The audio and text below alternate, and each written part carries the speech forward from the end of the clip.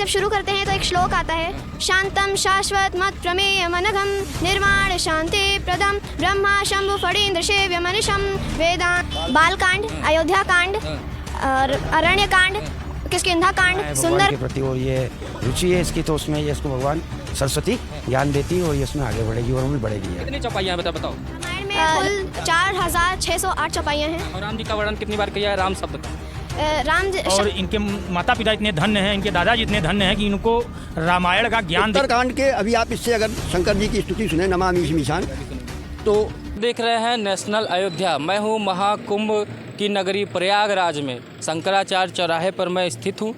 महाकुंभ में आप जैसे देखते होंगे कि जिन साधु संत महात्माओं के दर्शन नहीं प्राप्त होते, हमें करने के लिए उनके पास जाना होता है। लेकिन इस महाकुंभ में सभी साधु, चाहे वो नागा साधु हों, किसी भी संप्रदाय से हों, सभी लोग महाकुंभ में दर्शन प्राप्त हो जाता है।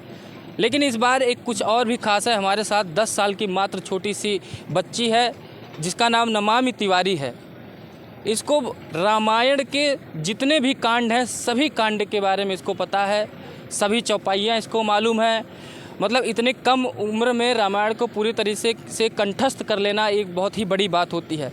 तो इसलिए कहा जाता है महाकुंभ है। महाकुंभ में जो भी आप देखना चाहते हैं, सुनना चाहते हैं, सब आपको यहीं पे दिख जाता है। तो आइए बच्ची से बात करते हैं कि ये सब चीज़ें इसको कहाँ से प्राप्त हुई, कौन सिखाता है, या खुद में इसकी इच्छा होती है ये सब प्राप्त करने के लिए। क्या नाम बेटा? अब मैं तो बता ही दिया, लेकिन तुम फिर से बताओ अपना नाम।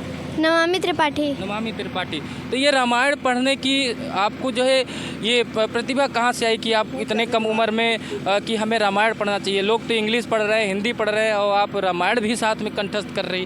कैसे मनोभाव आया, किससे ज्ञान प्राप्त हुआ? ये सब मुझे मेरे दादाजी सिखाते हैं। जब मुझे एक बार मेरे दादाजी चित्रकूट ले गए थे, तो वहाँ से लौटते वक्त दादाजी ने मेरे लिए एक रामायण की पुस्तिका खरीद ली थी। रामायण की? हाँ। तो वहाँ से मैंने रामायण पढ़ना शुरू किया।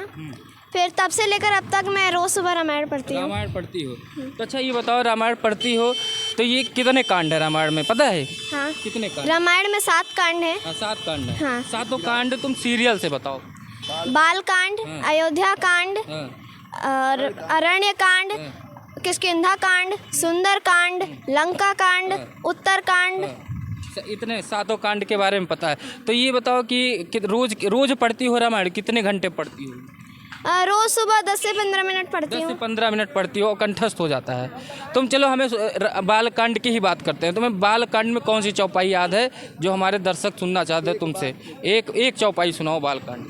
बालकांड में लिखा हुआ है, गई भवानी भवन बहोरी, बंदी चरण बोली कर जोरी, जय जय गिरिवर राज किशोरी, जय महेश मुख चंद चकोरी, जय गज बदन खड़ानन माता, जगत जननी दामिनी दुति गाता, नहीं तव आदि मध्य अवसाना, अमित प्रभाव वेदु नहीं जाना, भव भव विभव पराभवकारिणी, विश्व विमोहन स्वबस बिहारिणी। मतलब सारे कांडों का याद है। आज सुंदरकांड भी पढ़ती हो? हाँ। तो सुंदरकांड का तुम्हें सबसे प्रिय कौन सा लगता है?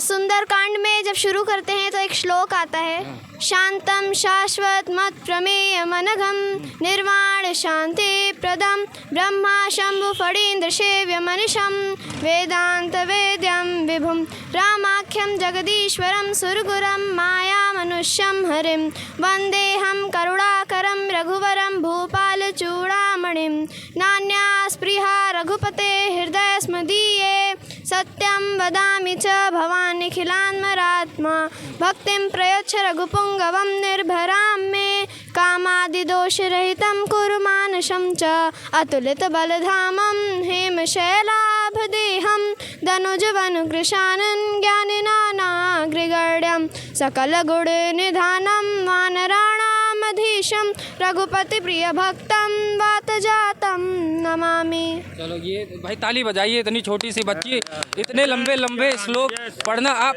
कैसे देखते हैं? महाराज जी की इतनी छोटी बच्ची रामायण के इसको सारे कांड पता है, चौपाइयाँ पता है, श्लोक पता है। इतनी छोटी 10 साल की बच्ची जब कंठस्थ कर लेती है तो आप लोग कैसे देखते हैं? ये इसकी भावना है भगवान के प्रति और ये रुचि है इसकी, तो उसमें ये इसको भगवान सरस्वती ज्ञान देती है और ये इसमें आगे बढ़ेगी और भी बढ़ेगी। कितनी चौपाइयाँ हैं बताओ? रामायण में कुल 4608 चौपाइयाँ हैं। और राम जी का वर्णन कितनी बार किया है राम शब्द का? शब्द का वर्णन 1443 बार किया गया है। सीता मैया का? सीता मैया का 147 बार किया गया है। बताइए भाई, ताली बजाइए इसके लिए। बहुत कम लोगों को पता होता है यहाँ की, हम लोग भी कितने लोग यहाँ खड़े होंगे जिनको ये सब चीज़ें नहीं पता होगी। हमें भी बहुत ज़्यादा जानकारी नहीं, बस रामायण पढ़ते हैं, लेकिन एक छोटी सी बच्ची से सीखने को भी मिल जाता है। अच्छा, तो स्कूल भी जाती हो, स्कूल में जब ये सब पढ़ती हो तो तुम्हारे दोस्त वगैरह कुछ कहते नहीं कि क्या पढ़ रही हो, तुम्हें तो ये सब करना चाहिए, इंग्लिश पढ़ो, हिंदी पढ़ो? नहीं, वो मेरा सपोर्ट करते हैं कि मैं इसमें और आगे बढ़ सकूं, और स्टडी के साथ साथ, पढ़ने के साथ साथ वो मुझे संस्कृत में भी बहुत ज़्यादा सपोर्ट करते हैं। हाँ। क्या कहेंगे सर, आपकी इतनी छोटी सी बच्ची जब रामायण की चौपाइयाँ सुनाने लगे, सारे श्लोक के बारे में बताने लगे, कैसे देखते हैं आज के लोग? यही तो सनातन है कि इतनी कम उम्र में अभी मतलब बच्चे को मतलब लोग इंग्लिश मीडियम में भेजते हैं, लिटिल क्या क्या करके, लेकिन आज बच्चे को मतलब कक्षा 5 में पढ़ती है, 10 साल आयु है, और इनके माता पिता इतने धन्य हैं, इनके दादाजी इतने धन्य हैं कि इनको रामायण का ज्ञान देने के लिए इनको भाई प्रोत्साहित किए, और ऐसा प्रोत्साहित किए कि इस बिटिया को सब कुछ मतलब इतना कंठस्थ होना भी एक बहुत बड़ी उपलब्धि है। इस उम्र में 4 चौपाई किसी को नहीं याद होगी, बहुतों को, और इसको पूरा चौपाई याद है, इसमें तो बहुत बड़ी बात होनी। नहीं, मैं तो वही कह रहा हूँ ना कि इस उम्र में, इतनी छोटी उम्र में इतना ज्ञान अर्जित कर लेना, ये अपने आप में बहुत बड़ी उपलब्धि है। ये एक सनातन है। हाँ, यही तो है सनातन, कि कम से कम उम्र की कोई सीमा नहीं होती। अगर आप ज्ञान किसी भी स्तर का लेना चाहते हैं तो आपको कोई रोक नहीं है। इस बिटिया ने कम से कम, हमें तो ये लगता है कि समाज के सभी छोटे जो बच्चे हैं उनको कम से कम प्रोत्साहित करने के लिए इसने ये कदम उठाया है।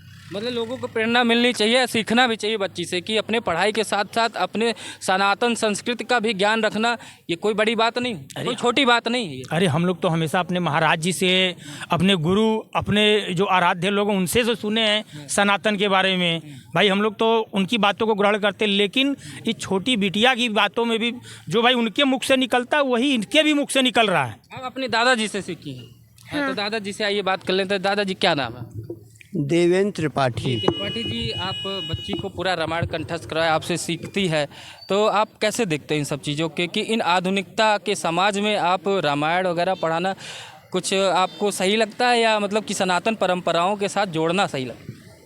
सनातन परंपरा अति अनिवार्य है। उसके कम होने के कारण ही आज समाज में जो विकृति आ रही है तमाम तरह के, उसको रोकने का एक ही उपाय है कि रामचरितमानस और अध्यात्म और सनातन की ओर अपने समाज को मोड़ा जाए।